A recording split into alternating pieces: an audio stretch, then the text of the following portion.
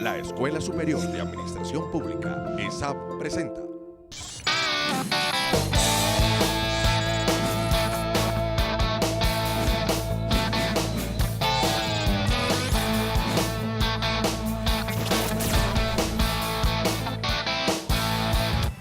La escuela, en conjunto con el Departamento de la Función Pública, tenemos la meta de consolidar institucionalmente 100 municipios en zonas de conflicto. Esta es una meta que tenemos como gobierno en los próximos 3 años y lo que estamos haciendo es identificando la ruta mediante la cual vamos a hacer ese fortalecimiento, definiendo de qué se trata y cómo los actores locales y territoriales van a jugar en ese proceso. Somos unos convencidos de que el objetivo tiene que ser que la ESAP recupere la misión de formar los servidores de la nación, los servidores de los nuevos retos que la nación tiene en paz, en gobernanza territorial, en aumento de capacidades. Se necesita la agenda de la paz, la agenda de la construcción territorial y para eso necesitamos hombres y mujeres con capacidades y herramientas para llevar adelante esa misión y esa es la tarea de la ESAP. Por eso nosotros estamos realmente honrados del honor y la responsabilidad que significa acompañar esta tarea histórica de la ESAP.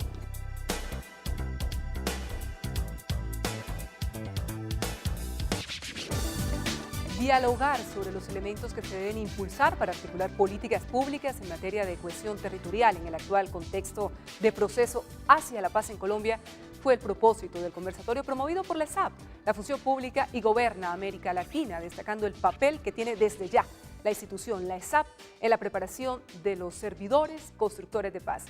Hola, ¿qué tal? Sean todos bienvenidos a Administración Pública en Acción, la teleconferencia de la Escuela Superior de Administración Pública.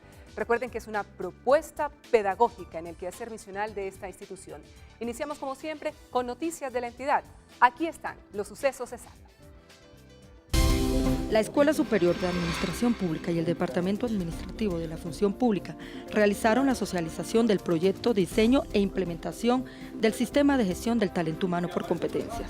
Bueno, estamos convencidos que el proyecto de competencias es un proyecto estratégico para el Gobierno Nacional, porque las competencias definidas como las habilidades y las capacidades para desempeñar un cargo en la administración pública ayudan a ver la manera como se ingresa a la carrera administrativa, cómo se permanece, cómo se evalúa, cómo se capacita a los servidores públicos. Así que contar con competencia en administración pública colombiana indudablemente marca un hito fundamental en el desarrollo de la política de empleo público en Colombia. Este proyecto busca que los servidores del Estado colombiano cuenten con las habilidades, características personales y conocimientos necesarios para cumplir adecuadamente con las metas de modernización, eficacia, transparencia y calidad en la prestación de los servicios de las entidades del sector público. Buscamos cualificar el aporte que hacen los trabajadores al servicio público a través de lograr identificar exactamente qué es lo que requiere ser, hacer y conocer un funcionario para poder tener un buen desempeño. Eso nos va a permitir cualificar todos los temas de gestión del talento humano. Esto paralelo a una modificación de la política de empleo público, busca realmente modernizar el Estado en estos temas que son fundamentales para la gestión institucional. La Función Pública, como ente rector de este proceso, ha venido trabajando y definiendo competencias. Tenemos las competencias del servidor público y competencias para los diferentes niveles jerárquicos, pero se han venido definiendo las competencias comportamentales y esta vez los vamos a ampliar con competencias funcionales, que vamos a hacer adicional. Y creo que eso también es diferente a lo que han hecho en el resto de países del mundo que trabajan en el tema. Y es que de las normas de competencia vamos a inferir y luego a validar competencias comportamentales. 24 instituciones participantes realizaron aportes conceptuales y técnicos para construir y poner en marcha las nuevas normas de competencia laboral del sector público en Colombia, en procesos de gestión jurídica, contratación estatal, gestión tecnológica, gestión del talento humano, planeación estatal, control interno y gestión financiera.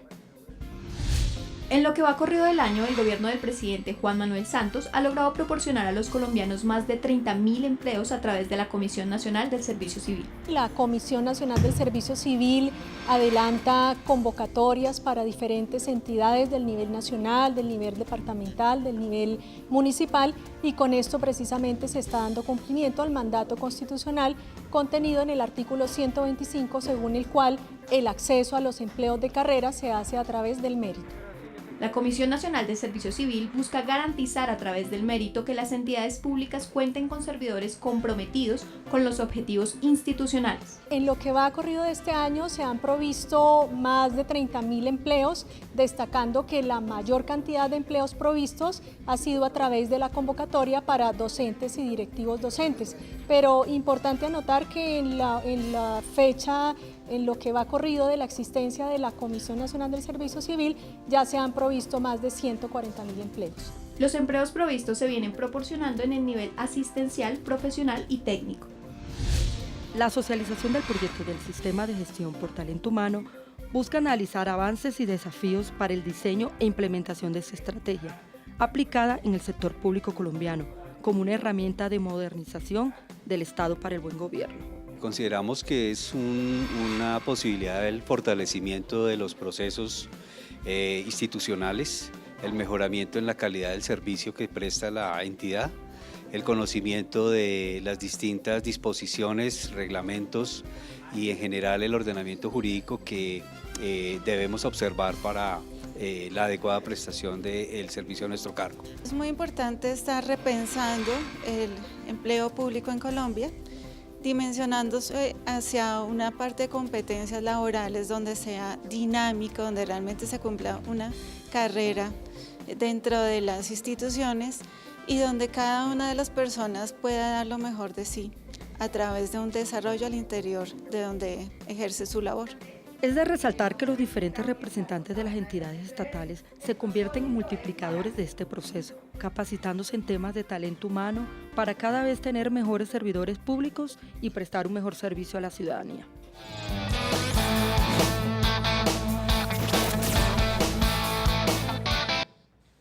La población afrocolombiana, que representa el 8% de la población total de nuestro país, presenta indicadores que confirman la existencia de una situación relativa de mayor desventaja para ellos con respecto al resto de los habitantes de nuestro país. La tasa, por ejemplo, de desempleo es superior, y en cuanto a la cobertura educativa, secundaria y superior, también población afiliada al régimen subsidiado y contributivo e ingresos, los indicadores presentan tasas inferiores al resto de los habitantes colombianos. La política que se propone en el COMPES 3660 busca implementar soluciones para generar oportunidades de acceso al desarrollo humano sostenible y reducir la brecha en las condiciones de vida de la población afrocolombiana, negra, palenquera y raizal respecto al resto de la población del país. Por ello es importante la puesta en marcha de acciones afirmativas que permitan el ejercicio y disfrute de los derechos individuales y colectivos de esta población.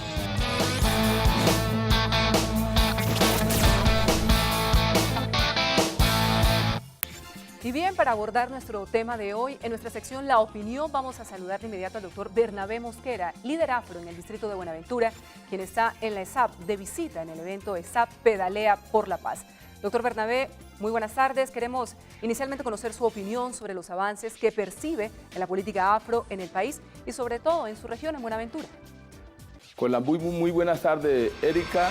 Nosotros en el Pacífico, sobre todo donde hay comunidades negras, estamos recibiendo ya el mensaje de que el gobierno ha despertado en ese sentido y está buscando la oportunidad de que logremos logremos trabajar en descubrir nuestros propios problemas, pero sobre todo logremos mirar los afros, mirarnos como unas personas más de Colombia y no como unos rezagados o como personas que no pertenecemos a esta comunidad. Eso lo hemos entendido y estamos claros en eso. Necesitamos trabajar muchísimo más, uniéndonos, trabajando juntos para lograr ese objetivo. Buenaventura va a jugar un papel importante hacia el posconflicto, pero aquí el problema de oportunidades sigue siendo un reto enorme para salir adelante. ¿Qué ideas se podrían generar desde la región al gobierno nacional en búsqueda de ese desarrollo que tanto requiere Buenaventura? Bueno, debemos trabajar de una manera incansable en revivir esas potencialidades que teníamos antes. Antes se generaban más de 25.000 empleos en la pesca. Los peces están ahí en el mar. Hoy hay mayores oportunidades de conseguir recursos. Las técnicas están.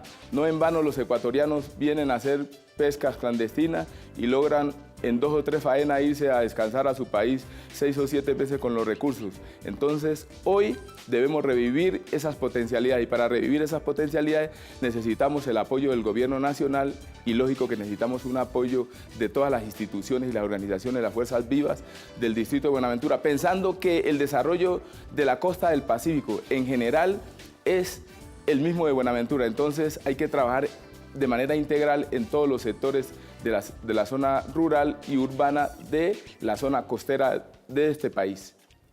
Bueno, en los próximos días se van a cumplir las elecciones territoriales. ¿Qué mensaje le entrega a quienes aspiran a gobernar en territorios donde la población afro es mayoría? Bueno, tener en cuenta, es una recomendación importante, tener en cuenta que todos los gobernantes, las personas, vamos hacia el mismo camino. Ir hacia el mismo camino significa trabajar en la paz, trabajar en la productividad, dar oportunidad a mejorar los sistemas de transporte, dar oportunidad a revivir las potencialidades y sobre todo a cumplir la ley que es la guía general para poder hacer un buen gobierno en cualquier parte de este país. Entonces no debemos ser ajenos a ese desarrollo, sino que por el contrario debemos planear. Y una vez planeando nuestro proyecto, empezar a ejecutar y tener los controles necesarios para que lo que hayamos planeado no se nos salga del camino. Es el doctor Bernabé Mosquera. Continúe usted con su visita al ESAP y gracias por haber aceptado esta invitación de Administración Pública Nación. Gracias a la ESAP en nombre de nuestra organización, en nombre del distrito de Buenaventura, porque somos parte del distrito. Sabemos el papel que juega la ESAP en Colombia y jugará un papel importantísimo en Buenaventura. Hay que abrir las puertas, hay que seguir avanzando porque esa formación y esa capacitación que la EPSA da es base para un desarrollo firme, para un desarrollo consistente, no solamente en el interior, sino en todas las regiones de este país. Y bien, ya están aquí con nosotros nuestros panelistas. También vamos a tener a 2 invitados muy especiales, amigos del ESAP, quienes nos van a estar acompañando a lo largo de ese programa. Así que saludamos en el centro de la ciudad de Bogotá al doctor Harveys Murillo Gamboa, asesor para la Dirección de Ejecución de Gobierno de la Presidencia de la República. Doctor Murillo, ¿qué podemos inicialmente resaltar de ese COMPES 3660 que aporte al proceso de paz en el que está involucrado Colombia, en el que está inmerso nuestro país? Hola Erika, un saludo para usted y para todos los compañeros de panel. El documento COMPES 3660 de 2010 es uno de los documentos de política pública que ha sido encaminado a mejorar condiciones y mejores oportunidades para la población afrocolombiana, negra, palenquera y raizal del país. Es el documento COMPES número 11 que ha expedido este país, con la Secretaría Técnica del Departamento Nacional de Planeación, que es el encargado de hacerla. Los 10 documentos COMPES anteriores tenían un acento en lo territorial, pero también un acento en lo poblacional. Este documento COMPES recoge todas las necesidades de los 10 documentos COMPES anteriores y recoge unas recomendaciones que hizo a través de la Comisión Intersectorial, el decreto 4181, donde se identificaron las 10 barreras que la población afrocolombiana, negra, palenquera y raizal tiene en este país para poder avanzar. Por eso el documento COMPES 3660 se llama para la igualdad de oportunidades de esta población, de este grupo étnico. Frente al tema del proceso de paz, a mí me parece que los grupos étnicos y sus territorios han sido de los más golpeados con el conflicto armado. Por eso debe haber una efectiva atención en materia de desarrollo humano sostenible de los pobladores sobre todo del Pacífico, donde están mayormente asentadas las poblaciones afrocolombianas, negras, palenqueras y raizales, Costa Caribe, San Andrés y algunos otros valles interandinos. Ahora bien, para usted, ¿qué significa el desarrollo integral en la población afrocolombiana, palenquera y raizal? Bueno, el desarrollo integral de la población afrocolombiana negra, palenquera y raizal parte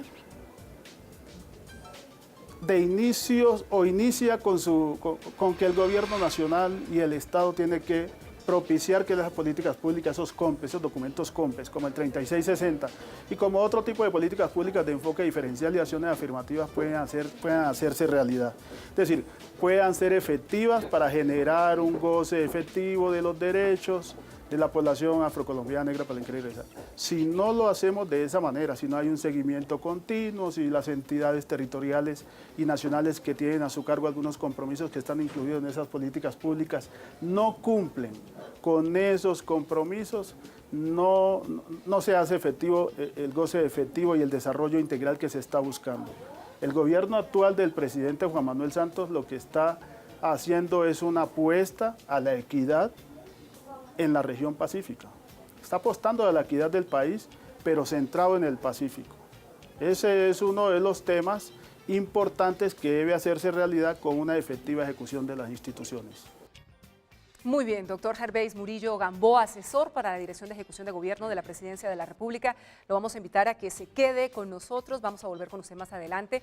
Vamos en este punto a trasladarnos al occidente de Bogotá. Allí está la doctora María Isabel Mena, historiadora magíster en investigación social interdisciplinaria, especialista en gerencia de proyectos educativos institucionales. Doctora Mena, muy buenas tardes, gracias por estar con nosotros. Para adentrarnos en el tema que hoy nos ocupa, ¿qué significa el autorreconocimiento del que vamos a estar hablando?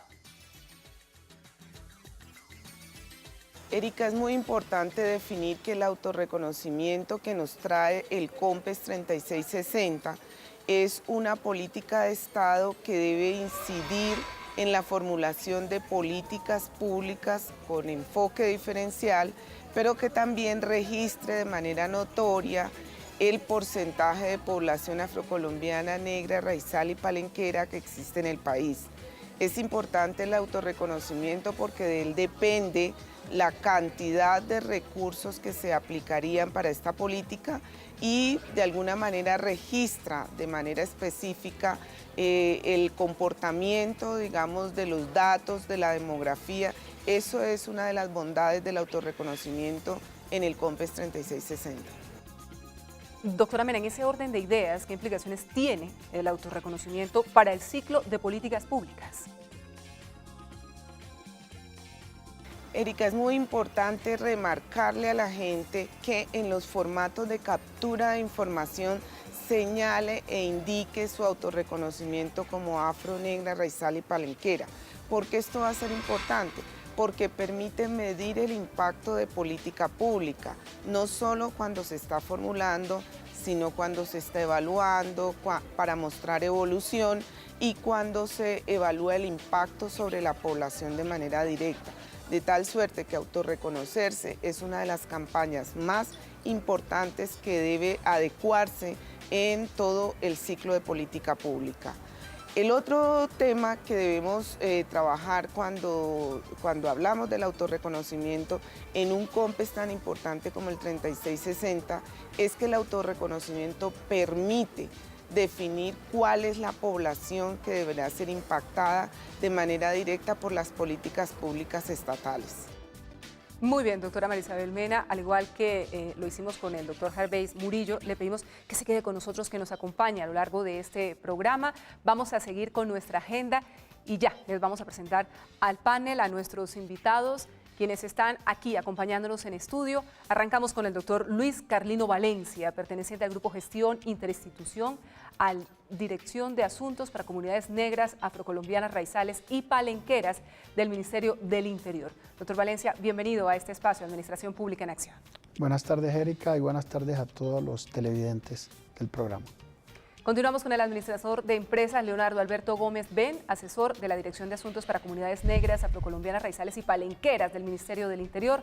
Doctor Gómez, también un saludo muy especial. Bienvenido a este programa de la ESAP. Muy buenas tardes, Erika. Es un placer estar aquí con ustedes en el día de hoy, con todos los televidentes. Y vamos a cerrar estos panelistas que nos acompañan en el estudio con el doctor Elim Enrique Quesada Córdoba, asesor para la Dirección de Asuntos para Comunidades Negras, Afrocolombianas, Raizales y Palenqueras del Ministerio del Interior. Doctor Elim, gracias por estar. Muchas gracias a ti, Erika, por esta oportunidad que nos brindas desde la Dirección de Comunidades Negras para dirigirnos a la vasta audiencia de este importantísimo programa. Es un honor igualmente para mí poder compartir con los compañeros este espacio y esperamos en nuestras intervenciones ser lo más explícitos y concretos con respecto al desarrollo del programa. Muy bien, vamos a comenzar este diálogo que tenemos con nuestros panelistas. Comenzamos con el doctor Luis Carlino Valencia. Veíamos hace un momento, doctor Valencia, a la doctora Marisabel Mena hablarnos del autorreconocimiento. ¿Qué tan complejo, qué tan difícil resulta este tema del autorreconocimiento por parte de la población afro, negra, palenquera y raizal en Colombia? El problema del autorreconocimiento de las comunidades negras, afrocolombianas, raizales y palenqueras es un problema supremamente complejo, porque obedece a la gente no se identifica, no se autorreconoce en razón a aquellos vicios o estereotipos que han sido heredados de la colonia y que todavía no hemos superado en el país. Eso genera lo que nosotros denominamos el endorracismo, que es el problema de autodiscriminación entre las mismas comunidades, que implica que la gente no se reconozca, la gente no quiere ser negra, la gente no quiere asumirse como negra y busca una cantidad de anónimos para definirse en razón a que le da pena o no se siente bien porque los estereotipos están ahí. Entonces el problema es más complejo de lo que uno se imagina y de la noche a la mañana la gente no se va a autorreconocer, la gente no se va a identificar. Ahí necesitamos una estrategia fuerte desde el punto de vista educativo. Desde el año 96 se aprobó el decreto 1122 que implementa la etnoeducación afrocolombiana en todas las instituciones educativas, tanto públicas como privadas del país, pero si hacemos un balance de qué tanto hemos avanzado en el tema etnoeducativo, nos caeremos en la cuenta que no se ha llegado siquiera a un 20% de cobertura. Entonces, si eso no se hace, las estadísticas siempre van a ser unas estadísticas que no responden a la realidad. Nosotros ahí veíamos cuando Erika presentaba la pregunta que habla del 8%. Según el censo del 2005, la población que arrojó, la gente que se autorreconoció en el país, afro, equivalió a 4.369.000 personas, que equivale al 10.6% de la población nacional. Nosotros obviamente no estamos de acuerdo con esas cifras y no estamos de acuerdo porque estamos absolutamente seguros con los estudios que hemos hecho, tanto para la formulación de los planes de desarrollo étnicos, que la población colombiana asciende al 30%. Sin embargo, avanzamos bastante, porque en el censo del 93 arrojó que éramos apenas 512.000 habitantes. Entonces entenderán ustedes que el problema es complejo, hay que trabajar muy fuerte.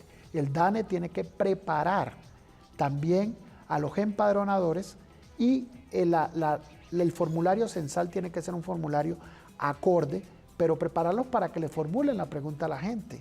¿Qué sería cuál pregunta puntualmente, nosotros doctor Valencia? Hemos propuesto, necesitamos interlocutar con el DANE para que se defina la pregunta, como la que hemos querido definir, que sea una pregunta que recoja todos los sinónimos con los que la gente afro se identifica. Hay mucha gente que se considera trigueña, para no sentirse negra, claro, que se considera mulata, que son estereotipos de la colonia con los cuales no estamos de acuerdo hoy, o que le digan sambo, o que le digan Nietzsche, o que le digan moreno. O sea, todos esos sinónimos que la gente utiliza para autorreconocerse, para identificarse y eludir como el concepto de lo negro, porque lo negro era en la colonia y lo sigue siendo hoy cuando ustedes ven presentar las noticias en los noticieros, el día que hay una catástrofe, entonces un panorama negro para la economía, panorama negro para el país, las aguas residuales son las aguas negras, entonces la gente no quiere ser negra, sencillo. Entonces, desde ese punto de vista, necesitamos que la pregunta sea bien formulada, pero además se prepare a los empadronadores para que ellos la formulen. Porque nosotros que teníamos algo de conciencia, dejábamos a los chicos que iban a aplicarnos la encuesta censal a ver qué hacían. Y normalmente se saltaban la pregunta, o cuando no se la saltaban, ellos la diligenciaban. Porque si me veían a mí de piel oscura, ya bueno, esto es negro. Pero una persona como Erika, ellos no lo consideran negro. No sé si Erika se asuma, pero Así es. No, la yo cosa. me siento orgullosamente negra, Bueno, pero por muy bien. supuesto, de raíces Muy bien. caribes, que es lo más importante. Importante, correcto. Un aspecto que me llama mucho la atención y quería preguntárselo al doctor Leonardo Alberto Gómez Ben, cuando el doctor Valencia habla de que no existe ese autorreconocimiento por parte de las comunidades negras en Colombia, ¿cómo se manifiesta? ¿Ustedes cómo lo perciben, lo sienten cuando están en permanente interacción con estas comunidades? Bueno, muy buenas tardes nuevamente. Nosotros cuando interactuamos con estas comunidades, nos podemos dar cuenta de que realmente a las comunidades donde llegamos las personas sí se reconocen como negras. Yo creo que lo que nos dice el doctor Luis Carlino va más orientado hacia un tema específico de autorreconocimiento en el momento de ser censados. Por ejemplo, en la costa caribe muchas personas no les gusta que le digan negros. Esto se evidencia, como decíamos ahorita, en el censo, donde las personas dicen, no, yo no soy negro, yo soy costeño, o soy caribeño, pero no soy... O pacífico. O pacífico, pero no soy negro, no soy afrocolombiano, o no soy raizal. Esto se evidencia mucho en nuestras comunidades.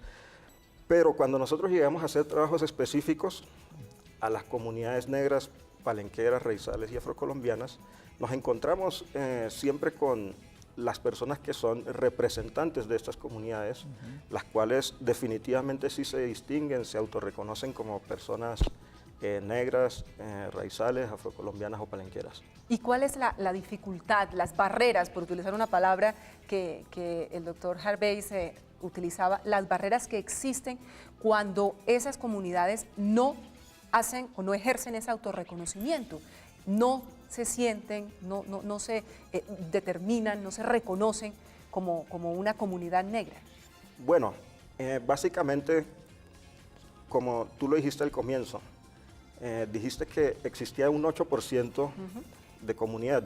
Realmente somos, según el censo, 10.6%. Entonces, esto se evidencia en las políticas públicas. Las políticas públicas no van a llegar efectivamente a toda la población que hay que atender. Estas políticas van a ser ineficaces, ineficientes para las personas en todas las regiones del país.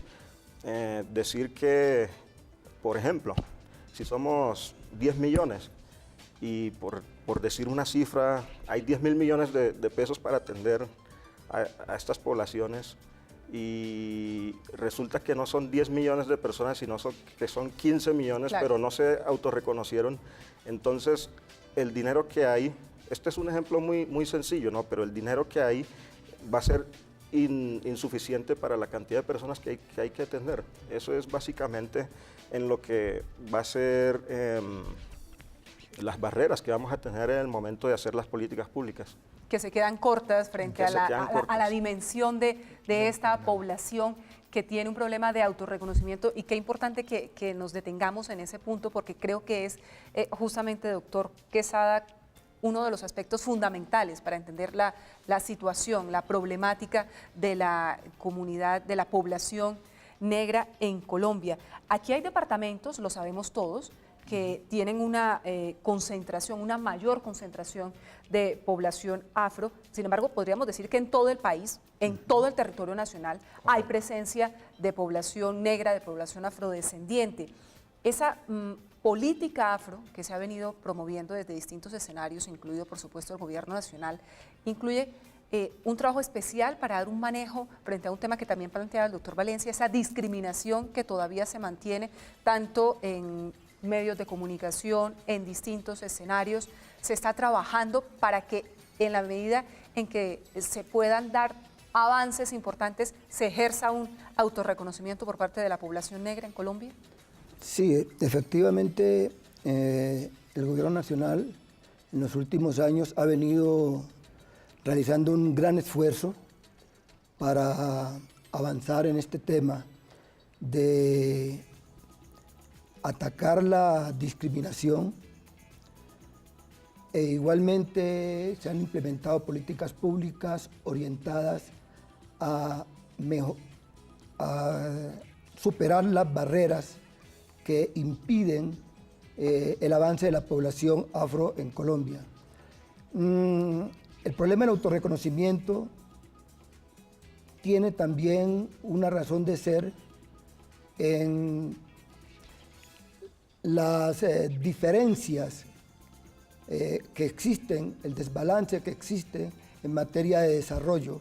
Y como lo decía el compañero Luis Carlino, en esa falta de implementación de la etnoeducación, la cátedra afro, componente de educación que es indudablemente al implementarse va a mejorar el autoestima del afro. Igualmente, el superar las barreras económicas también va a contribuir a mejorar el autoestima, y ese mejoramiento de la autoestima va a permitir que, contrario a lo que ocurre hoy, la población afro no se siga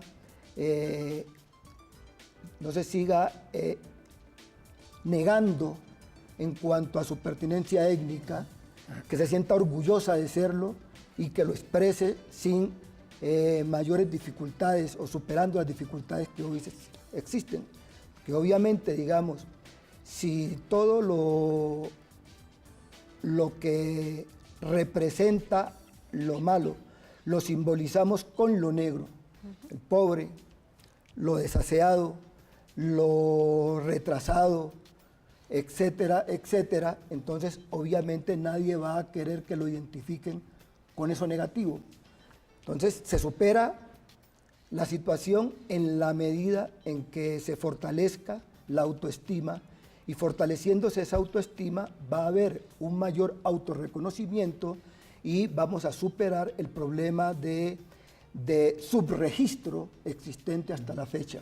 Claro, ese es el punto clave, el subregistro que afecta, como nos decía el doctor Leonardo Alberto, la posibilidad de ofrecer unas políticas públicas de un mayor alcance, para una mayor cobertura precisamente de la población. Vamos a seguir avanzando en la discusión de estos temas. Vamos a ir nuevamente al centro de la ciudad de Bogotá con el doctor Gervais Murillo Gamboa, el asesor para la Dirección de Ejecución de Gobierno de la Presidencia de la República, a quien le preguntamos ahora, la población afro, en la línea en la que hemos venido conversando, también ha sufrido, sin lugar a dudas, las consecuencias del conflicto armado que ha padecido nuestro país, y diría yo, me atrevería a decir, con conocimiento de causa, que es uno de los sectores poblacionales más afectados por este flagelo que ha sido el conflicto, simplemente para recordar esa tragedia que el país jamás puede olvidar, lo que pasó en Bojayá. ¿Cómo incorporar la justicia transicional en el tema del desarrollo integral en la población afro? Perfecto. La justicia transicional es poder reparar con justicia, con atención, con inversiones a las comunidades que han sido violentadas masivamente. Y las comunidades del Pacífico donde están asentadas, o el territorio del Pacífico donde han estado asentadas las comunidades en mayor número negras, afrocolombianas de este país, han sido uno de los más golpeados por el conflicto armado. Parece que la justicia transicional podría jugar papel fundamental con una atención bien efectiva por parte del gobierno nacional y generar unos planes de choque que puedan llegar a empezar a generar unas reparaciones importantes, a retomar el tema de las víctimas afrocolombianas, a participar del proceso que se está discutiendo para llegar a los acuerdos con el grupo de la FARC y tener clara una política firme de parte del gobierno nacional y de sus entidades para atender a las víctimas del conflicto armado ubicadas en el Pacífico colombiano y que en su mayoría son afrocolombianas, negras y palenqueras. Bueno, pues el camino se está construyendo en busca de dignificar justamente a esas minorías, pero ¿qué falencias existen, se muestran desde el gobierno hacia esta población en el tema? Bueno, las falencias que más se pueden notar en el tema de la aplicación y de las respuestas efectivas del gobierno nacional y de un Estado hacia una población con los más altos índices en materia de indicadores y de necesidades básicas insatisfechas, como es la población afrocolombiana, negra, palenquera y raizal, es el tema de la efectividad en el cumplimiento de esas políticas. Nosotros tenemos una copiosa legislación afrocolombiana, yo decía que son 11 COMPES, documentos de política pública, pero esos documentos COMPES están recogiendo toda esa copiosa legislación que va en favor de esas comunidades, es decir, unas acciones afirmativas. Pero hay unos aspectos importantes que hay que tener en cuenta que si no se cumplen, tampoco se van a hacer efectivas esas políticas públicas. Y son el tema del seguimiento, que es bien interesante, pero también el tema de una voluntad política por parte de las instituciones que tienen compromisos en esas políticas públicas en favor de estas comunidades. Si esos dos aspectos, esos dos componentes se compaginan, seguro que vamos a tener políticas públicas más efectivas que van a disminuir las brechas, que es lo que se está buscando con este propósito de lograr equidad en nuestro país. Muy bien, muchas gracias, doctor Murillo. Luego vamos a volver con usted, retomamos ese diálogo, la conversación con la doctora María Isabel Mena, en el punto del autorreconocimiento. ¿Cómo debería incidir este tema, que es fundamental, como hemos visto con nuestros panelistas aquí en el estudio, en la educación? Usted que es una experta en este tema de la etnoeducación. Pues bueno, toda la política pública deberá tener en cuenta, por un lado, las campañas de sensibilización, las campañas de información, las campañas de divulgación, digamos, de qué significa ser afro, negra, raizal y palenquera en un país como Colombia. Esto es una campaña que deberá hacerse transversal a todos los ámbitos sectoriales y educación, digamos que no sería una excepción. Pero a educación además le compete la responsabilidad de crear en los niños y en las niñas ese amor por el autorreconocimiento.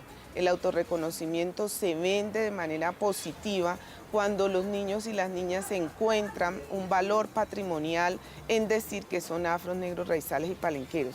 Por eso tan importante cultivar mensajes mediáticos positivos para que estos niños y niñas encuentren valor en formularse, en suscribirse en un formato como tales pertenecientes a estos grupos étnico-raciales. Claro, en autorreconocerse. En esa formación que busca generar identidad, doctora Mena, ¿qué tan importante es para un niño, para que ya desde la primera infancia lo vayan así teniendo en cuenta? ¿Qué tan importante es para ellos el autorreconocimiento? Erika, el autorreconocimiento es fundamental para los niños y las niñas porque los relatos que se cuentan en la escuela son relatos de identidad, son relatos que apoyan, digamos, la manera en que nos consideramos colombianos y colombianas. Y estas epopeyas pasan por reconocer que ha habido tres tendencias en los relatos escolares. La primera es que somos producto de un mestizaje, lo cual es cierto, somos producto de indígenas, afros, africanos y españoles. Pero también es necesario remarcar que la saga de los africanos hay que contarla de una manera mucho más fuerte, mucho más resaltada en las aulas de clase, porque esta es la que no se conoce. Entonces, los niños afrodescendientes ingresan y egresan de la escuela sin saber nada de sus propias comunidades y de cómo ellas aportaron en la construcción de este país. Por ello, autorreconocerse como afro, negro, raizal y palenquero es una de las tareas más importantes que tiene la política educativa para dar cuenta del impacto que ella está haciendo sobre los niños y las niñas en este país. Muy bien, gracias, doctora María Isabel Mena. Hemos avanzado en esta parte, señores, en lo que tiene que ver con el tema del autorreconocimiento, identificando una serie de falencias que existen en torno a este tema y vamos a avanzar en los documentos COMPES que hay que recordarle a nuestros televidentes. Tienen como objetivo direccionar la aplicación conjunta de políticas, de instrumentos, de estrategias en todo el tema de lo que se hace en municipios, departamentos y en general en toda la nación para mejorar las condiciones socioeconómicas de sectores, de grupos poblacionales de un territorio, de un sector determinado que permita así desarrollar la productividad, la competitividad de ese territorio a partir, claro, de la eficiencia en la aplicación de lo que hablábamos antes, recursos técnicos, recursos financieros, el tema del dinero y todas las políticas. Hoy nuestro programa está justamente abordando los alcances del COMPES 3660, política pública para promover la igualdad de oportunidades para la población negra, afrocolombiana, palenquera y raizal. Vamos a unos mensajes institucionales y enseguida volvemos con más.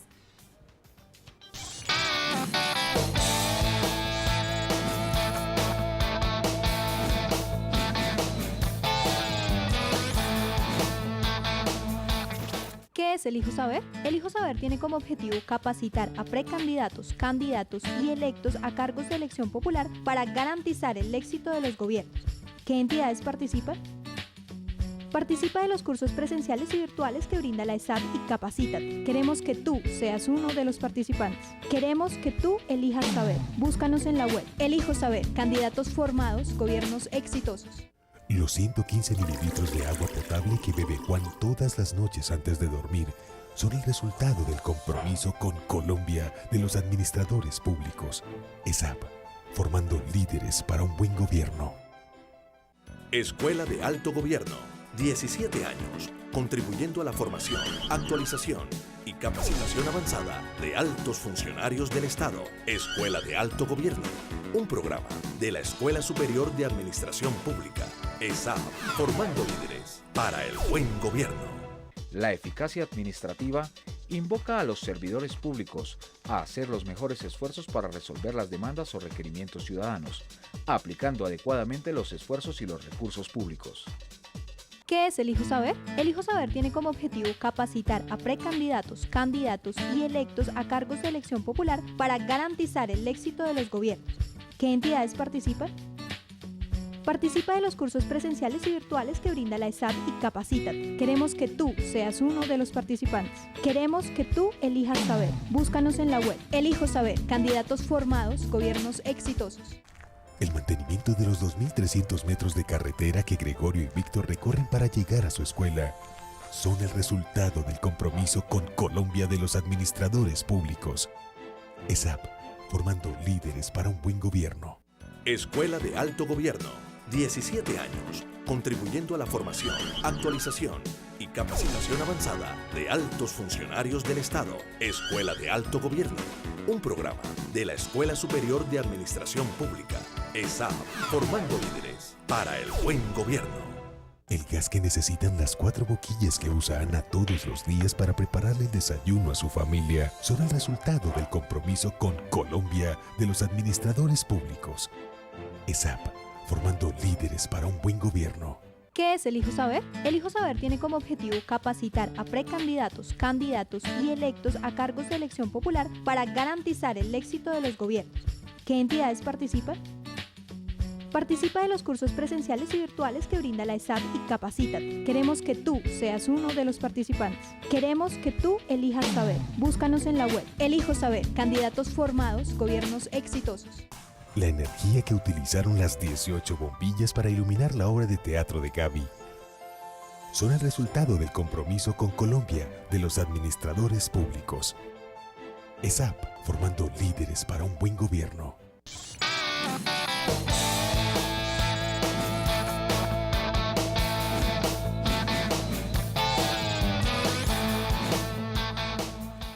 Qué bueno que nos siguen acompañando en Administración Pública en Acción, el programa institucional de la Escuela Superior de Administración Pública. Hoy, cuando estamos conociendo los alcances de este COMPES que busca brindar el COMPES 3660, mayores oportunidades a la población negra de nuestro país, a la población raizal, por supuesto, a partir de la eliminación de una serie de barreras.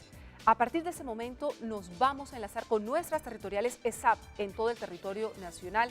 También ellas tienen sus interrogantes para nuestros panelistas. Vamos a iniciar en la ciudad de Popayán. Vamos a hablar con nuestros compañeros que allí se encuentran, que tienen sus dudas justamente para nuestros invitados. Así que adelante con esas preguntas. ¿De qué manera se implementará el COMPES en el departamento del Cauca y cómo garantizar que sea efectivo en las comunidades más vulnerables? Ahí está la pregunta. Comenzamos, doctor Luis Carlino Valencia. Bueno, no sé si ella se refiere al 3660 o al COMPES específico que existe para el departamento del Cauca, que es el COMPES 3799. Bueno, de todas maneras, yo qué le quiero plantear a la compañera y a todos los televidentes. Miren, el departamento del Cauca ha sido uno de los departamentos con mayor problemática social como víctimas del conflicto armado en Colombia. Sin duda. Las comunidades indígenas han sido víctimas y han tenido la capacidad inclusive de enfrentarse a los grupos armados para tratar de expulsarlos de su territorio. Las comunidades negras que están totalmente aisladas en el departamento del Cauca, los municipios del Pacífico caucano, tanto los departamentos que están próximos a la ciudad de Cali, todos los municipios del norte del Cauca, Santander de Clichao, Padilla, Guachené, Caloto, etc., son municipios que a pesar de estar en una región agroindustrial rica, digamos, del país, esa riqueza no le ha llegado a las comunidades negras. Lo que pasa en Buenaventura, el 40% de la riqueza del país entra y sale por Buenaventura, pero los bonaverenses la ven pasar, porque esa riqueza no los toca. Los municipios del departamento del Cauca, de la costa pacífica caucana, y hablo de Guapi, Timbiquí, López de Micay, etc., son los municipios que tienen la mayor grado de vulnerabilidad manifiesta, en razón de que esos sí están aislados de todas las posibilidades de acceder a los bienes y servicios que brinda el Estado y que brinda la sociedad en su conjunto, tanto el sector privado. Entonces, lo primero que tenemos que ver para que se fomente el desarrollo en esos municipios es al menos interconectarlos. Guapi viene pidiendo una carretera hace 50 años, Timbiquí igual. Nosotros vemos que cuando la marea está alta, porque ellos entran es por Buenaventura, por el mar, cuando el mar está picado, normalmente naufragan las lanchas que van hacia esos municipios de la costa pacífica caucana. Entonces, ahora que estamos próximos a suscribir, tenemos la esperanza que así sea, el proceso de paz, que al menos se van a silenciar los fusiles. Digamos, estas comunidades nuestras que han sido las mayores víctimas dentro del conflicto armado, hemos puesto los muertos, los hemos puesto en gran escala nosotros, hemos sido los que hemos salido desplazados de nuestros territorios por efecto de que ahí se han conjugado todos los actores armados ilegales, guerrillas, paramilitares, minería ilegal, narcotráfico, todos los males, digamos, todos los males de la sociedad colombiana han llegado a nuestros territorios y nos han convertido en víctimas, nos han hecho expulsar de ahí. Por eso nosotros seguimos en este momento, digamos, defendiendo la Ley 70, porque hizo una reforma agraria importante, en tanto las tierras en las que nosotros habitábamos no nos pertenecían y hoy las hemos logrado titular colectivamente, y esa titulación colectiva implica que las tierras no se pueden enajenar de manera fácil. Eso ha protegido un poco la tenencia de la tierra en favor de nuestras comunidades. Pero también ese ha sido el elemento que, como los actores armados no pueden de manera legal apropiarse de esas tierras, entonces han expulsado a la gente de esos territorios a sangre y fuego, a efectos de poder tomarlas por la fuerza. Entonces, en el posconflicto, como lo ha planteado el presidente, la mirada tiene que estar fundamentalmente en los municipios de comunidades negras, que son más de la mitad del país. Hay que hacer unas políticas con enfoque diferencial. Pasado mañana serán las elecciones regionales y locales, pero uno ve que el gobierno nacional impulsa unas políticas públicas de acción afirmativa en favor de las comunidades negras, pero hagan ustedes un barrido por los municipios y departamentos, a ver si el enfoque diferencial les cabe. En los programas de gobierno, que justamente se van a tener que trabajar de ahora en adelante. Claro. E inclusive en el mismo gobierno nacional. Nosotros como rectores en el Ministerio del Interior de la Política Pública en favor de los afros, digamos, a veces requerimos a las otras instituciones del orden nacional. Y eso todavía no les cabe en la cabeza. Pero, doctor Valencia, a partir de este COMPES, el 3660, lo que allí se estableció, sí está enmarcado, sí puede ser impulsado, favorecido, a partir de lo que usted muy bien ha señalado, el silenciamiento de los fusiles. Yo creería que sí, digamos, las estrategias son importantes, además le estaban pegando a las estrategias del milenio, ¿no? El COMPES se formuló para eso, digamos, era recoger lo que plantea el artículo 57 de la Ley 70, que es la formulación del plan de desarrollo para las comunidades negras una vez se posesiona el gobierno. En el 2010 se reglamenta inclusive el COMPES a través de un decreto para tratar de impulsar esas políticas públicas. Si hacemos un balance de estos 4 años que pasaron, digamos, no hemos avanzado mucho, Esperamos, además nosotros aspiramos, de aquí pues invitamos al señor presidente que nosotros debemos estar en la mesa de diálogo. Tenemos que firmar también la paz porque nosotros hemos sido las principales víctimas. Entonces, desde ese punto de vista, el planteamiento, está bien que la FARC haga unos planteamientos en torno a cómo silenciar los fusiles, etcétera, pero nosotros, como víctimas del conflicto, también necesitamos plantear cuál es nuestro modelo y enfoque de desarrollo. ¿Qué es lo que requerimos? ¿Qué es lo que solicitamos para nuestras comunidades? Con enfoque diferencial. Con enfoque diferencial, claro. Que reconozca que aquí vivimos, aquí existimos, pero que tenemos unas particularidades. Porque cuando nosotros estábamos en la escuela todavía nos enseñaban con la cartilla de coquito, entonces uno le decía a un niño que pintara a la mamá y pintaba a la mamá de coquito, o sea, la pintaba blanca. Por eso la importancia del autorreconocimiento, pero para llegar a eso hay que primero educarnos, reconocer nuestro pasado para entender por qué estamos aquí y cómo estamos hoy aquí y poder proyectarnos hacia un futuro mejor. La importancia de la etnoeducación, que es un elemento fundamental dentro de ese enfoque diferencial que reclama la comunidad, la población negra en Colombia. Vamos ahora a Cali, a la territorial Valle del Cauca, para conocer sus inquietudes frente a este tema que hoy nos compete aquí en Administración Pública en Acción. Adelante, Cali. Muy buenas tardes. Mi nombre es Ruder Perea y quisiera preguntarle a nuestros panelistas qué política pública actualmente tiene el gobierno nacional orientada a la comunidad afro. Doctor Gómez. Bueno, políticas, como lo dijimos antes, dentro no más de los COMPES, hablamos de 11 COMPES. Entonces, el COMPES 3660, el cual fue una política de Estado para afrontar la brecha que había de la población afrocolombiana con el resto del país, fue creada precisamente para desarrollar e implementar acciones orientadas a eliminar estas brechas o al menos a tratar de equipararlo con el resto de la población. Entonces, esta es una de las políticas importantes que creó el gobierno. También eso es una política, digamos, global para la población afro. Existen otras políticas que van más enfocadas y sectorizadas, por decirlo así, como lo puede ser el COMPES 3799, que ahorita el doctor Carlino habló un poquito del tema. Está el COMPES también 3784, que es el COMPES para mujeres víctimas del conflicto, que tiene que ver con las mujeres víctimas precisamente del conflicto en algunas zonas específicas del país, mujeres negras. Está el COMPES 161, que aunque también es un COMPES mucho más global, incluye también el enfoque diferencial.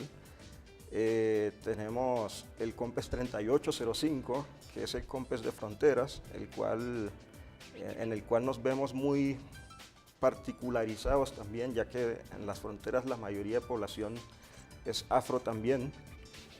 Entonces, políticas públicas para la población afrodescendiente existen muchas, pero aquí muchas. La gran pregunta es, del dicho al hecho hay mucho trecho, dicen Sí. por ahí, en los caminos culebreros.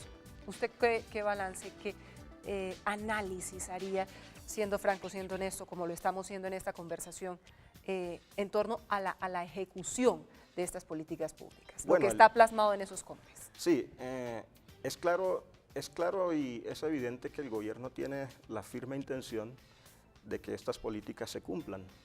Como tal, tenemos la dirección nuestra, la cual está conformada por un grupo de asesores, en su mayoría de raza negra, inclusive hay palenqueros, raizales.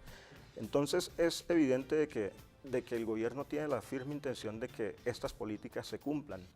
Existen barreras y es evidente, pero desde las entidades del orden nacional están creadas todas las políticas con este enfoque diferencial. Hay una brecha muy importante que equiparar, hay demasiadas cosas por hacer todavía, pero estoy seguro que en los próximos años y ya con la firma de la paz llegaremos a los estados deseados por la población. Vamos nuevamente a Cali, me dicen que tenemos otra inquietud allí en la territorial Valle del Cauca. Adelante con esa nueva pregunta, por favor. Sí, buenas tardes. Soy José Libardo Galaza, docente de la territorial Valle. Mi pregunta es la siguiente. ¿De qué manera el próximo año, para la formulación de los planes de desarrollo territoriales, municipales, departamentales, va a darse la participación de las comunidades afro, negras, raizales y palenqueras? Si bien es cierto, para formular los planes de desarrollo territoriales, además de tener en cuenta el plan nacional, desde luego las políticas públicas específicas o particulares. Muy bien, doctor Quesada Córdoba. Muy importante la pregunta que hace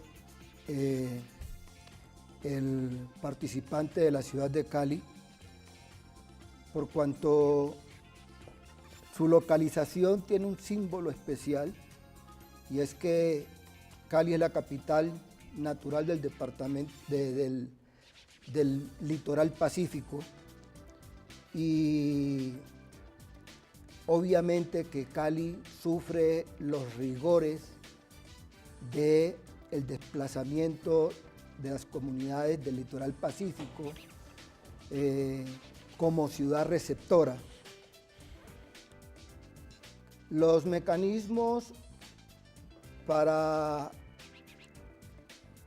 implementar esas políticas públicas en los planes de desarrollo están determinados primero por las normas que regulan la participación en materia de planificación de manera general y de manera particular en relación con la población afro.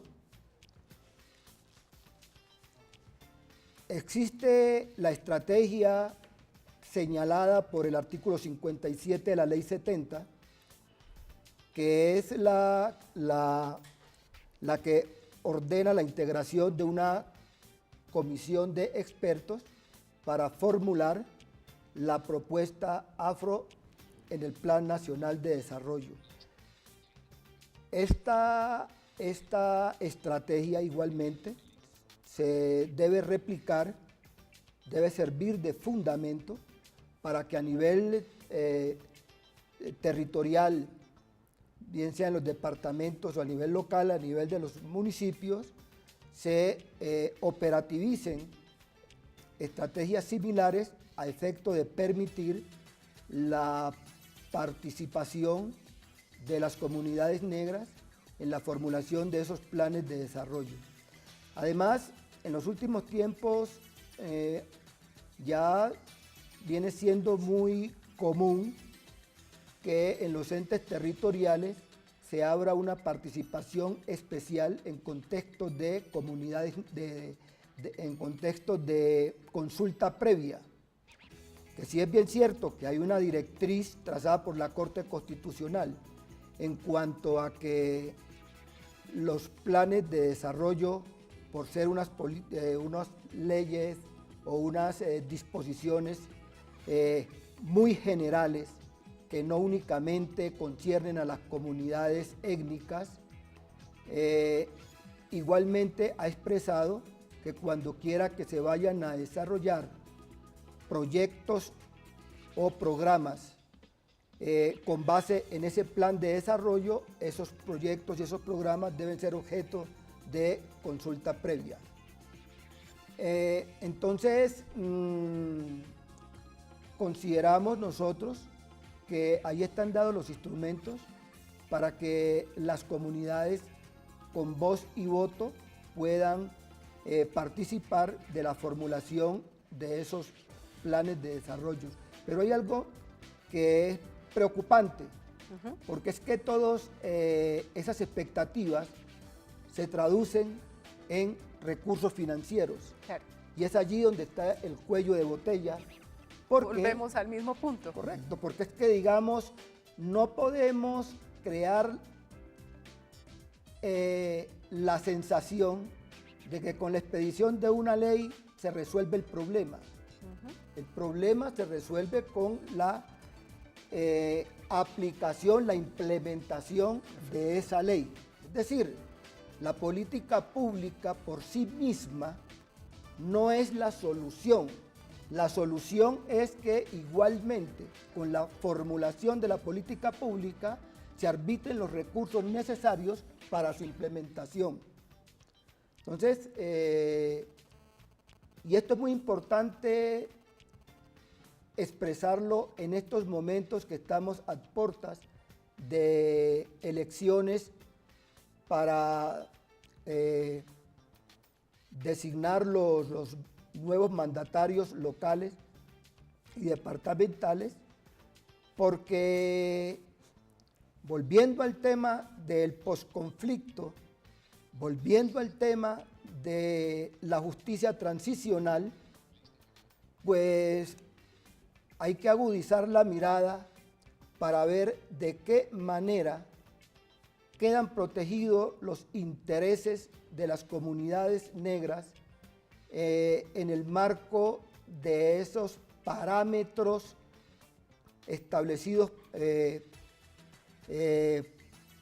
el orden de la justicia transicional de verdad, justicia, reparación y no repetición.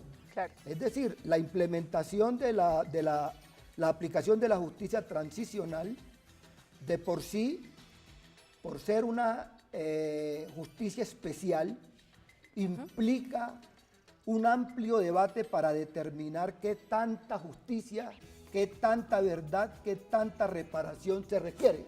Sin duda. Ese es el arte. Y ese es el, digamos, el nodo de la discusión. Llegar al punto del equilibrio que no va a ser fácil. A ese punto de equilibrio.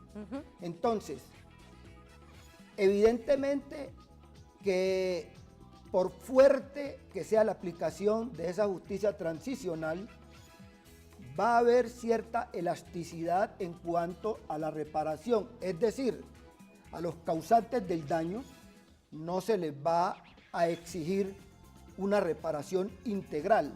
Entonces la pregunta del millón es, ¿y quién va a asumir esos costos, esa diferencia?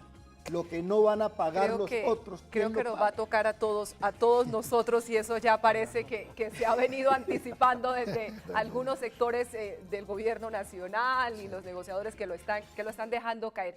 Ya voy a ir con el doctor Valencia, pero del suroccidente, de ese Pacífico colombiano, vamos al norte, a la región Caribe. Una zona también con una considerable población afrodescendiente, puntualmente en la ciudad de Cartagena. Saludamos a las personas que nos acompañan desde la territorial Bolívar. Van a interactuar con nuestros invitados, también tienen dudas desde allí. Adelante. Buenas tardes, Erika. Habla con Karina García de Cartagena. Mi pregunta es la siguiente.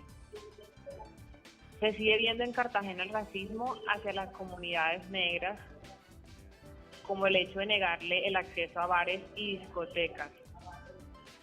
¿Cómo contrarrestar este hecho a través de la política pública?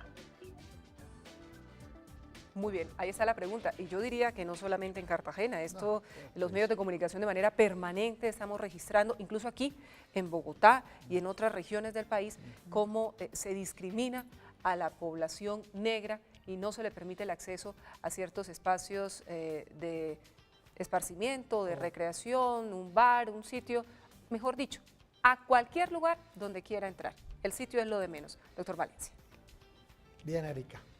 La pregunta es muy importante. Bueno, ya lo circunscribe a Cartagena, porque es, hombre, Cartagena para nosotros es un símbolo que además nos nos duele bastante cuando uno ve las murallas del castillo de San Felipe, sabe que fueron construidas con sangre y sudor africano.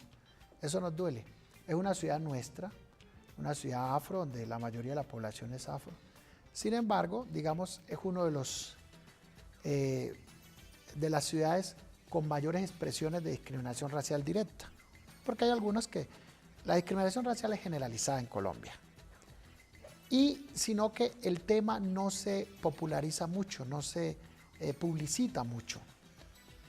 Aquí en Bogotá, por ejemplo, este año se han registrado alrededor de 18 homicidios relacionados con intolerancia racial, 18 homicidios. Nosotros hemos recibido obviamente las quejas en el Observatorio contra el Racismo, que también depende de nuestra dirección. Se le está haciendo seguimiento, nosotros hacemos acompañamiento, seguimiento, la denuncia penal. Hay que tener claro que hay una ley que penaliza los actos de discriminación racial y ya ha habido condenas. Hay un concejal de la ciudad de Pereira que ya fue condenado por actos de racismo y discriminación racial. Y hay algunos procesos que ahí van y los estamos sustanciando e impulsando también.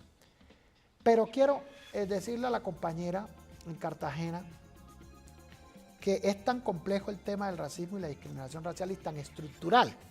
Yo quiero invitar a la sociedad colombiana a que todos, por una u otra razón, debemos ir a hacer algún tipo de trámite en los bancos. Que cuando vayan a los bancos verifiquen si hay empleados afros, por ejemplo. Así sea en las cajas, que verifiquen si hay empleados afros, porque no los hay. Cuando vayan a otro tipo de instituciones, digamos, el mayor empleador para nosotros en este momento es el Estado. Pero cuando ustedes estén en las fuerzas militares, por ejemplo, verifiquen cuántos oficiales y pregúntenles, Erika, desde Caracol, y desde aquí preguntémosles al ministro de Defensa y a los altos oficiales, comandantes de las fuerzas militares, cuántos oficiales afros de alta graduación hay cuando vayan a las almacenes de cadena. Es decir, la discriminación se da en todas las esferas de la sociedad. Una cosa es el racismo, otra cosa es la discriminación racial. El racismo, que es la mentalidad, cuando ya se operativiza, se lleva a la práctica, se convierte en discriminación racial. Yo aquí en Bogotá le preguntaba a la Secretaría de Educación cuál era la estrategia para la implementación de la educación en todos los colegios del distrito.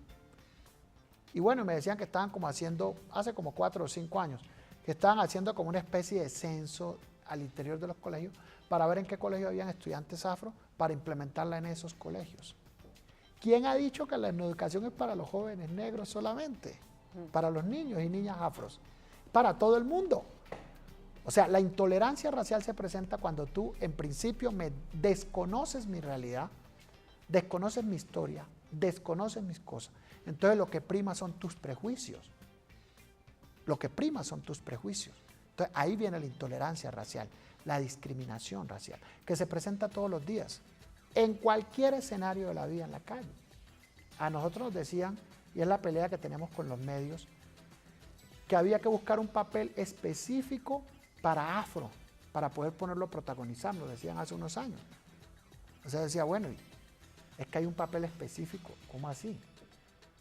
Se ha mejorado un poco, porque los canales de televisión vieron que de pronto representando algunas estrellas que ya vivieron, era exitoso, les batió récord. Ah, entonces ahora se dieron cuenta, ya entraron como en esa onda, de que los negros, negras, afros, raizales pueden protagonizar también. Entonces el problema es estructural y para combatirlo hay que combatirlo desde todas las esferas de la sociedad, desde el gobierno nacional, desde los gobiernos locales, pero también desde la empresa privada, Pero oiga, doctor Valenza, yo le hago una pregunta, porque muchas veces uno en los medios de comunicación se cohíbe de llamar a una persona que uno sabe que es negra, decirle, señor, usted es negro. No, entonces uno ya como que se acomoda y empieza a decir, usted que es afrodescendiente o usted que es de tez oscura, y empieza a utilizar estas expresiones porque uno siente muchas veces que las personas de la población negra no les gustan, y quizá puede ser un tema de autorreconocimiento, no les digan que es negra. Entonces, ¿hay uno qué puede hacer? No, y la gente tiene razón. Es que a la persona hay que tratarla como persona. Porque esa racialización viene de la época de la colonia, de la esclavitud. Entonces, ¿cómo es la forma adecuada para dirigirse a ella? A la gente le quitaban, ustedes, en la esclavitud lo primero que se hacían, si ustedes vieron Raíces, a Kunta Kinte lo azotaron hasta casi matarlo. ¿Por qué? Porque lo primero que hacía el esclavista era quitarte el nombre, que era lo que te daba la categoría de persona, y tú a partir de ese momento pasabas a ser una mercancía propiedad de él. Entonces él se consideraba, se abrogaba el derecho de llamarte como a él le diera la gana, perdón la expresión. Entonces normalmente te quitaban el nombre y te llamaban negro, María Jesús, negrito, Nietzsche, no sé qué. Te ponían una cantidad de anónimos.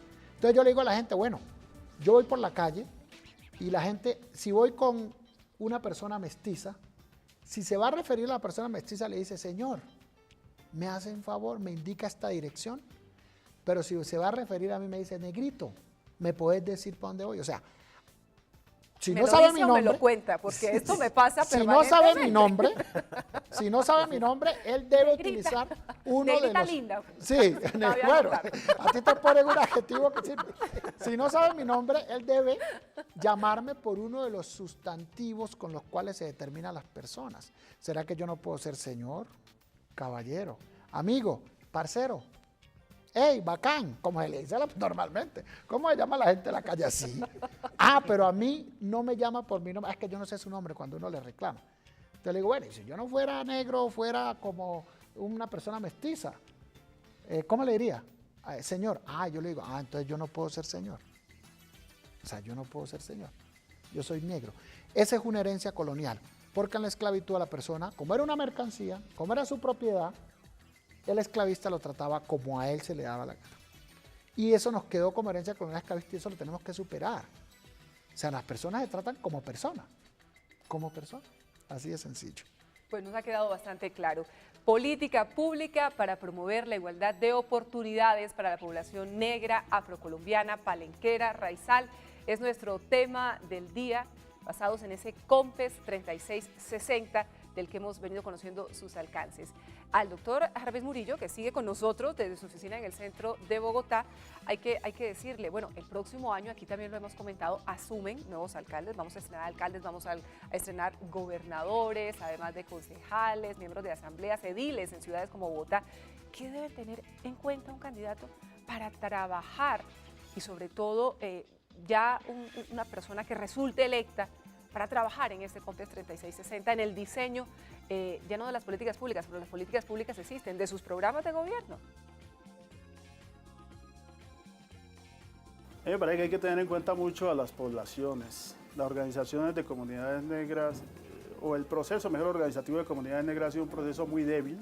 La institucionalidad nuestra ha sido muy débil, esto hay que fortalecerlo, por eso tenemos también unos índices de desempeño muy bajos. Si empezamos a mejorar esas condiciones, los nuevos mandatarios van a encontrar unas instituciones mucho más fuertes, mucho más fortalecidas, que pueden empezar a desarrollar, a implementar y a poner en práctica políticas públicas efectivas que beneficien a la población afrocolombiana, negra, palenquera y raizal. A mí me parece que el COMPES 3660 es una gran herramienta que tienen como base los futuros mandatarios que se van a posicionar el próximo 1 de enero, sobre todo en los territorios nuestros, para empezar a ir generando mayor fortalecimiento institucional.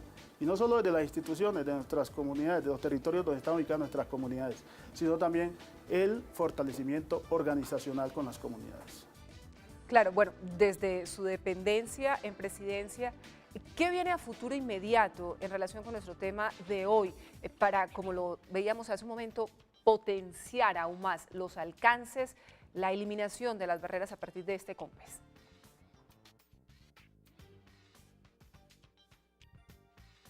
Bueno, Erika, como el gobierno nacional ha identificado toda esta problemática y que los documentos de política, el copioso compendio legislativo que tienen las comunidades negras no ha sido el efectivo por mil razones.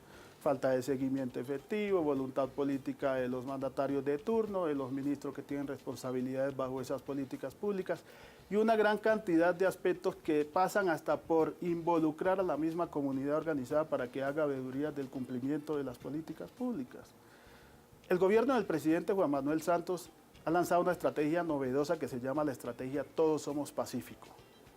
En esa estrategia Todos Somos Pacífico es una estrategia más territorial porque habla de la región del litoral pacífico que involucra a los 63 municipios de ese litoral para tratar de cerrar las brechas, que es uno de los principales objetivos. Y el presidente le está apostando a uno de sus pilares del plan de desarrollo, equidad. El presidente se la está jugando toda la equidad de este gobierno a través del Pacífico colombiano. La estrategia Todos Somos Pacíficos lo que busca es el tema, repito, de cerrar las brechas existentes que existe con esta población y el resto de la población del país. Servicios públicos, saneamiento básico, energización, vías de comunicación, competitividad, todos estos aspectos mezclados o unidos van a lograr una mejor apuesta del país por el Pacífico y del Pacífico por el país. Hoy esta estrategia que está en proceso de estructuración y que tendrá un crédito de 400 millones de dólares que van a financiar el Banco Mundial y el BID para los 4 principales centros urbanos del litoral. Se han priorizado en primera instancia Guapi, Tumaco, Quibdó y Buenaventura, pero sin descuidar los otros 60 municipios que están ubicados en el litoral pacífico y que tienen también una brecha enorme en materia de necesidades básicas insatisfechas y con los indicadores más desastrosos. A eso le ha apuntado el presidente Santos, a cerrar brechas, a lograr igualdad, a lograr equidad y sobre todo a lograr oportunidades para la población del Pacífico. Pues es un reto bien ambicioso porque lo veíamos hace algunos días. El país avanza, reduce pobreza, pero donde menos se reduce pobreza es justamente en las zonas donde reside la población negra en Colombia. Doctor Jarvis Murillo Gamboa, asesor para la Dirección de Ejecución de Gobierno de la Presidencia de la República, muchas gracias por habernos acompañado en Administración Pública en Acción. Erika, muchas gracias a ustedes, muchas gracias a los compañeros de panel y a todos los televidentes. Seguimos en el occidente de Bogotá porque allí continúa la doctora Marisabel Mena, a quien queremos preguntarle ahora, doctora Mena, ¿cómo está Colombia en el desarrollo del autorreconocimiento, que ha sido uno de nuestros temas centrales hoy? Erika, esa pregunta es muy importante. Es necesario fortalecer los proyectos de etnoeducación, de cátedra de estudios afrocolombianos y de los estudios raciales en la escuela. Es importante que estas herramientas que Colombia ya ha hecho andar y que el COMPES 3660 señala unas pautas tan importantes, por ejemplo, dice que es necesario acrecentar el número de instituciones que trabajan la cátedra de estudios afrocolombianos, el número de instituciones que trabajan la etnoeducación, el número de maestros dedicados a este tema y, por supuesto, la revisión de material didáctico y educativo para los temas afros. Con ese conjunto de acciones uno pensaría que los temas de autorreconocimiento van a tener un mejor lugar en el discurso educativo, en las políticas públicas institucionales y por supuesto en las políticas educativas que emanan del Ministerio de Educación, tal como lo señala el COMPES. También para usted, doctora Mena, ¿qué retos se vienen a futuro sobre ese tema del autorreconocimiento? Erika, efectivamente hay grandes retos para los temas de autorreconocimiento y con ellos del cumplimiento del COMPES 3660. Un reto, por ejemplo, es que podamos subir información, que se puedan ver afectados los sistemas de información pública en Colombia. Digamos, no se puede seguir planteando que no hay datos específicos de comunidades negras, por ejemplo, en instituciones de educación superior, en instituciones de educación básica. Hay que lograr que desde el principio, desde la matrícula de los estudiantes, estos se autorreconozcan y se dispongan en los formatos donde se sube la información estadística nacional. Esa es una gran tarea, ese es un gran reto que tienen los formatos en Colombia y los sistemas de información. Un segundo reto y una segunda tarea es el análisis de esta información. Digamos, ¿para qué se produce la información si no es para poder cruzar, analizar, si no es para que la información nos diga algo? Entonces, por ejemplo, si tenemos un número X de estudiantes matriculados en la SAP, es el número X de estudiantes afrodescendientes, negros, raizales y palenqueros, requieren de oferta específica, y se requiere de oferta específica por todo lo que hemos hablado, que la historia de las comunidades negras no se conoce, que en las universidades se está en deuda con este trabajo y que por ello necesariamente requerimos dos invitaciones mínimas. Primero, hacer conciencia de todo el trabajo que se requiere para poder mejorar los sistemas estadísticos en este país. Segundo, el gran rol que tiene la educación en generar una conciencia frente al trabajo de las comunidades afro, negras, raizales y palenqueras desde la primera infancia. Porque es obvio que si hacemos el trabajo desde la primera infancia, el resto del ciclo vital nos queda mucho más fáciles. Digamos, a los adultos hoy hay que hacer menos trabajo para que se autorreconozcan si este trabajo empieza desde tempranos momentos. Y la tercera gran situación que tiene Colombia es que si tenemos por delante un decenio, 10 años de trabajo de los pueblos afro, negros, raizales y palenqueros, pues son 10 años para programar acciones e iniciativas que permitan mejorar las políticas públicas en Colombia. Creo que con esas invitaciones podemos mejorar lo que tenemos hoy en Colombia. Efectivamente es un país que ha avanzado mucho en temas de políticas públicas para afros, pero todavía tenemos un gran reto, un gran camino por recorrer. Muy bien, doctora María Isabel Mena, muchas gracias. Me da mucho gusto volver a verla. Qué bueno que haya podido estar con nosotros atendiendo esta invitación de la SAP. Mil gracias al programa por esta invitación. Este tipo de espacios en los medios de comunicación es valiosísimo por los mensajes que crea, por la posibilidad de circulación nada menos y nada más que entre los administradores públicos. Y en ese sentido creo que además de agradecer la invitación y compartir con estos panelistas y con gente tan versada en la materia, esperar que sigamos institucionalizando este tipo de iniciativas y que podamos contar cada día con mayores espacios para discutir los temas afros en la administración pública. Muchas gracias. Muy bien, señores, vamos llegando al final de nuestro espacio. Vamos a plantear desde aquí también las conclusiones de cara a esa línea que han manifestado nuestros invitados en el exterior. ¿Tienen alguna aspiración de cuántos miembros de la población negra podrían resultar electos? ¿Algún estimado? Bueno, no tengo un estimado real, realmente no creo. No, sería arriesgarnos a una cifra que no es confiable, no es confiable. Pero bueno, en el Pacífico hay 63 municipios, por ejemplo. Entonces sabemos que la mayoría de los alcaldes van a ser alcaldes afro.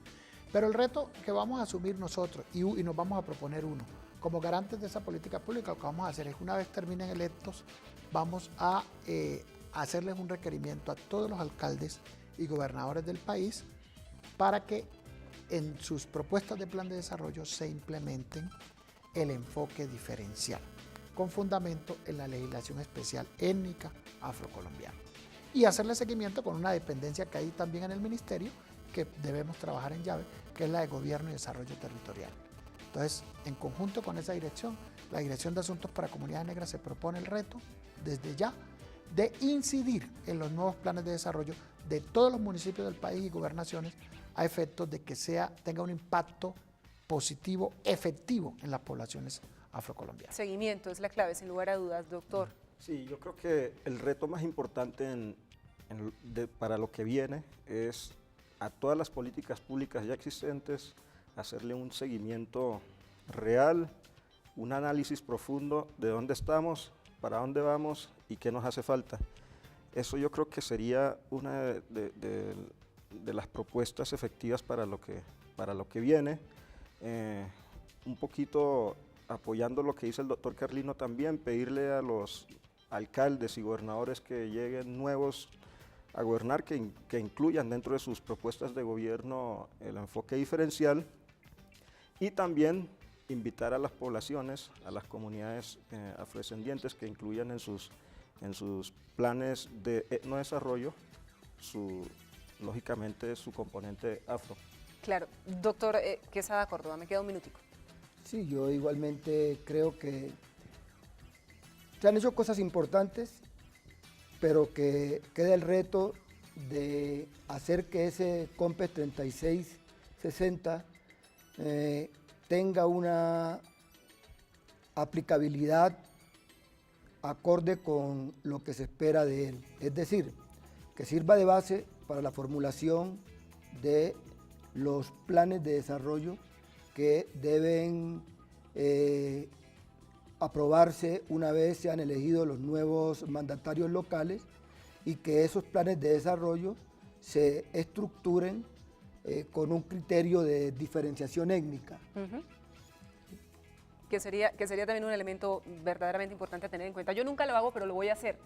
Mi invitación sería a que todos los colombianos, todos los que nos ven a esta hora, pensemos en ese 30% de la población colombiana, que son tan colombianos, que tienen los mismos derechos, que tienen muchas veces más necesidades porque son una población en algunos casos extremadamente vulnerable frente a lo que ocurre con ese otro 70% de los colombianos. Seguramente así estaremos en el camino correcto para acabar con esos imaginarios desafortunados de discriminación y de racismo en Colombia. Correcto. El COMPES 3660 invita a la ESAP a brindarle el soporte académico requerido para el fortalecimiento de estos procesos participativos de gestión pública que promueven el conocimiento y la práctica institucional en atención a la protección, al respeto por la diversidad étnica y cultural que existe en nuestro país y la garantía de los derechos de las poblaciones afrocolombianas. Señores, nos vamos. Muchísimas gracias por haber estado con nosotros, por habernos hablado de esa población afro tan importante en Colombia. Por supuesto, a nuestros televidentes, muchísimas gracias por habernos acompañado en este espacio, en Administración Pública en Acción, que es un producto de la Escuela Superior de Administración Pública bajo la coordinación del Departamento de Comunicaciones, la Subdirección de Proyección Institucional y la Subdirección de Alto Gobierno. Tenemos una cita la próxima semana con otro tema de interés para usted y para todo el país. Muy buenas tardes. Hasta entonces.